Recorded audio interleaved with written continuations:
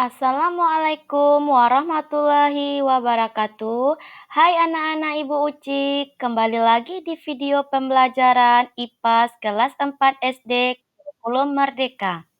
Bab 1, Tumbuhan Sumber Kehidupan di Bumi. Topik C, Perkembangbiakan Tumbuhan. Tujuan pembelajaran pada topik C kali ini mengidentifikasi bagian-bagian bunga dan fungsinya, mendeskripsikan cara perkembangbiakan tumbuhan berbunga, mendeskripsikan macam-macam cara penyebaran biji, dan mengaitkan hubungan makhluk hidup lain dan komponen abiotik dalam membantu perkembangbiakan tumbuhan. Yuk, perhatikan gambar berikut ini. Sejuk sekali ya udara di hutan. Siapa ya yang menanam pohon-pohon ini? Mengapa tumbuhan ini bisa tumbuh menyebar di hutan ini? Benar juga ya, padahal tumbuhan kan tidak bisa bergerak. Apakah tumbuhan di hutan ditanam oleh manusia? Jika tidak, lalu bagaimana tumbuhan bisa tumbuh tersebar di mana-mana? Siapa ya yang menanamnya? Bagaimana cara tumbuhan berkembang biak dan memperbanyak jenisnya? Proses penyerbukan. Penyerbukan yaitu bertemunya benang sari atau alat kelamin jantan pada bunga dengan putik atau kelamin betina pada bunga. Setelah itu akan terjadinya proses pembuahan, yaitu peleburan sel jantan dan sel telur.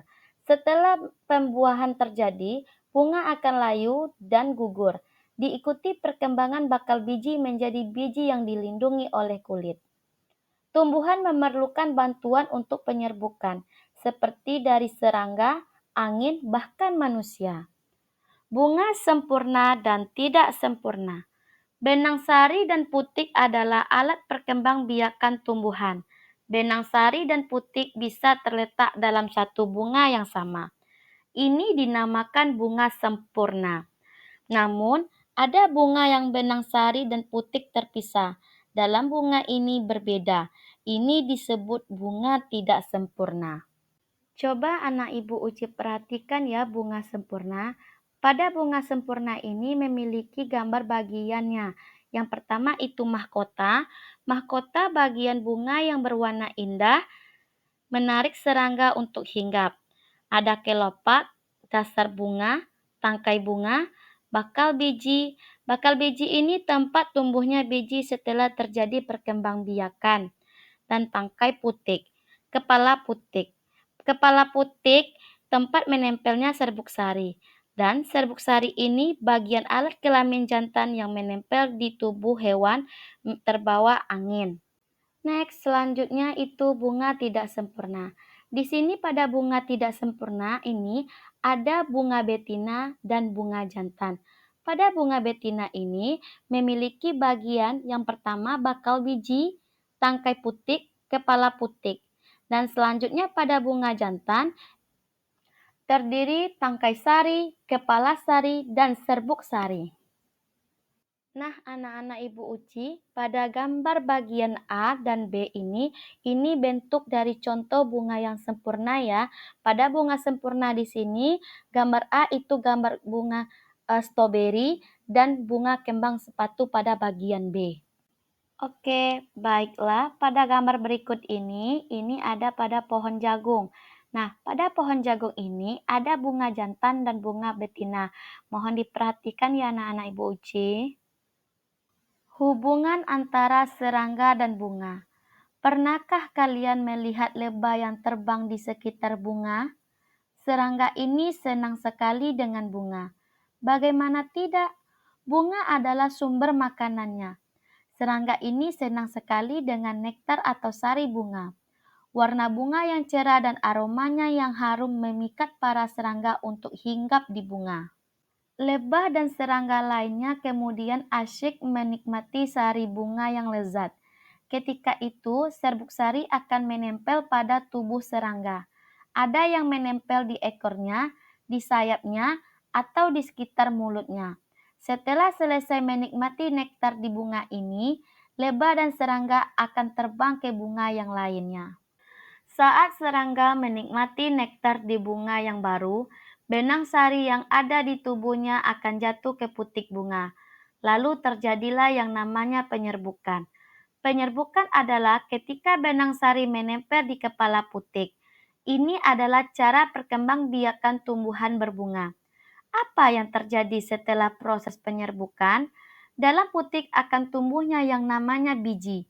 Biji inilah yang nanti bisa dipakai tanaman untuk memperbanyak jenisnya. Walaupun tanaman yang tidak punya kaki untuk berpindah tempat, namun ada serangga dan hewan-hewan yang membantu tumbuhan berkembang biak. Nah, anak-anak Ibu Uci, jawablah pertanyaan berikut berdasarkan teks tentang hubungan serangga dengan bunga ya. Yang pertama itu, mengapa serangga senang hinggap di bunga? Tentu, bunga adalah sumber makanannya. Serangga ini memang senang sekali dengan nektar atau sari bunga. Warna bunga yang cerah dan aromanya yang harum memikat para serangga untuk hinggap di bunga. Dan selanjutnya, apa itu proses penyerbukan? Proses penyerbukan adalah ketika benang sari menempel di kepala putik. Ini adalah cara perkembangbiakan tumbuhan berbunga. Yang selanjutnya, bagaimana cara serangga membantu proses penyerbukan? Serangga membantu proses penyerbukan saat serangga menikmati nektar di bunga yang baru. Benang sari yang ada di tubuhnya akan jatuh ke putik bunga, lalu terjadilah yang namanya penyerbukan. Selanjutnya, apa yang terjadi pada bunga setelah proses penyerbukan? Dalam putik akan tumbuhnya yang namanya biji. Biji inilah yang nanti bisa dipakai tanaman untuk memperbanyak jenisnya. Penyebaran biji. Lihat darah. Tumbuhan ini sudah berbuah. Ada juga yang menjadi kacang. Berarti tumbuhan ini sudah berkembang biak. Lalu bagaimana dari buah ini bisa tumbuh menyebar ke tempat lain ya? Sama seperti proses penyerbukan. Tumbuhan pun membutuhkan bantuan untuk menyebarkan bijinya. Lalu, apa saja ya yang bisa membantu tumbuhan menyebarkan biji? Mari kita simak. Nah, di sini ada gambar A dan gambar B. Mengapa perlu penyebaran biji? Perhatikan gambar berikut ini. Manakah menurut kalian gambar lingkungan yang lebih baik untuk biji tumbuh? Apakah gambar A atau gambar B? Mengapa? Nah, tentu anak Ibu Uci terdapat pada gambar B karena biji bisa tumbuh sangat banyak. Pertanyaan yang kedua atau B, bagaimana cara biji menyebar? Tanaman tidak bisa berpindah tempat seperti kita dan hewan. Lalu bagaimana tanaman bisa menyebar bijinya? Cobalah perhatikan gambar pada cara 1, 2, 3, 4, dan 5. Pada cara 1, itu terlihat pada gambar hewan yang sedang memakan buah. Lalu hewan tersebut membuang bijinya ke sembarangan tempat. Lalu biji itu akan tumbuh menjadi tumbuhan nantinya. Pada cara kedua, itu ketika biji tertiup angin dan dia akan jatuh ke tanah. Dan di saat itulah dia lama-kelamaan akan nanti tumbuh. Pada cara ketiga, itu pohon kelapa jatuh dan di bawah jatuh kepada pohon kelapa ini, dia akan tumbuh nantinya menjadi pohon kelapa. Pada cara keempat, itu ketika tumbuhan terkena tubuh hewan dan biji tersebut akan jatuh ke bawah dan akhirnya nanti akan tumbuh menjadi tumbuhan. Yang kelima, yaitu gajah yang sedang memakan apel.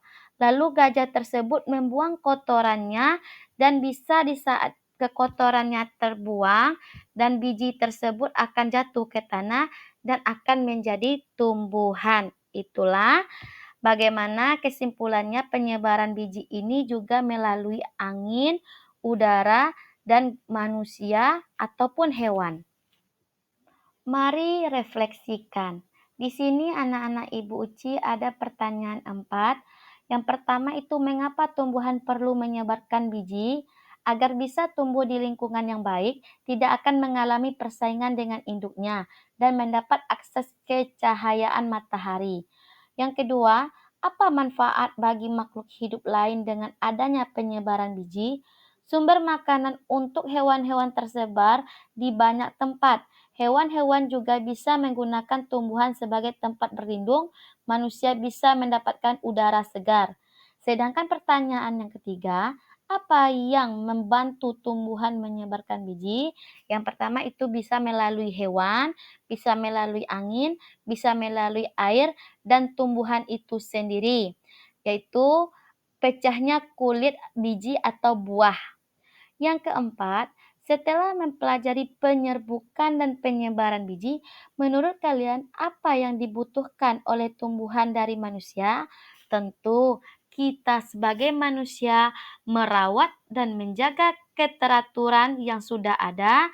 Kita tidak boleh menebang liar tumbuhan atau tidak menjaganya, karena ini akan berpengaruh kepada kita sendiri.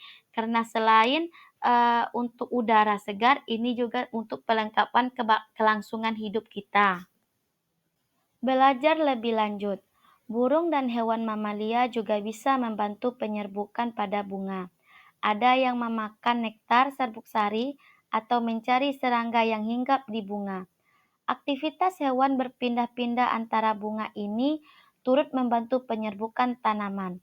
Ada juga cara berkembang biak tumbuhan secara buatan.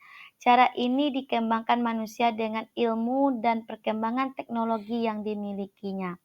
Cangkok dan setek adalah salah satu perkembangbiakan buatan. Yang pertama itu cangkok. Proses ini dilakukan pada tanaman induk dalam beberapa waktu sampai anak tumbuhan memiliki akar dan bisa dipindahkan ke tanah. Langkah ini yang pertama, belah sedikit batang tumbuhan yang mau dicangkok sepanjang 2,5 cm dengan kedalaman sekitar 0,5 cm. Isi bagian dalam belahan dengan tanah yang sudah dicampur pupuk, bisa juga diisi dengan media tanam seperti serbuk, sabut kelapa. Bungkus dengan plastik dan penuhi plastik dengan tanah atau media tanam. Ketika akar baru sudah muncul dari bagian yang dibungkus plastik, potong batang di bagian bawah plastik. Buka bungkus plastik dan pindahkan ke dalam tanah. Dan di sini ada tahap-tahap pada gambar proses cangkok ya anak-anak. Untuk selanjutnya itu setek. Potong miring bagian batang tumbuhan induk yang akan disetek. Pilihlah batang yang mempunyai daun. Perhatikan potongan batang di dalam tanah. Akar akan tumbuh pada bagian ujung batang yang ada dalam tanah.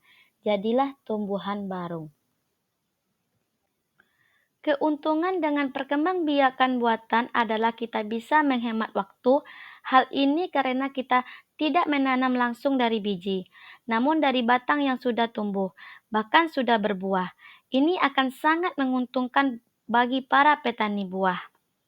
Terima kasih telah menonton video pembelajaran dari Bu Uci. Jangan lupa subscribe, like, komen, dan share ya. Assalamualaikum warahmatullahi wabarakatuh.